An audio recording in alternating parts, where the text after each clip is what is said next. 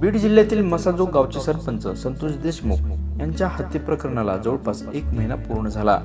मात्र त्यामधील एक आरोपी कृष्णा आंधळे हा फरार अद्यापही आहे. मात्र ज्या कृष्णा आंधळे सापडला होता, मात्र तो पोलिसांना चकवा देऊन पसार झाला.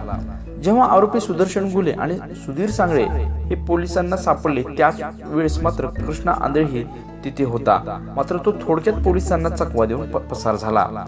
त्याच्या शोधासाठी मात्र आता पोलिसांनी कर्नाटकसह इतर राज्यामध्ये आता त्याचा शोध घ्यायला सुरुवात केली आहे. कारण की गेल्या काही दिवसापासून कृष्णा आंधळे हा पोलिसांच्या मागावर आहे. मसाजोग गावचे सरपंच संतोष देशमुख हत्ये प्रकरणातील तो एक मुख्य आरोपी आहे. 9 डिसेंबरला संतोष देशमुखांची निर्घृण हत्या करण्यात आली.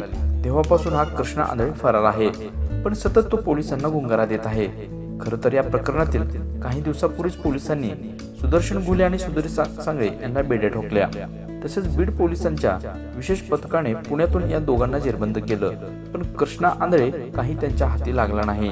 तो थोडक्यात मात्र पोलिसांना चकवा देऊन पसार झाला.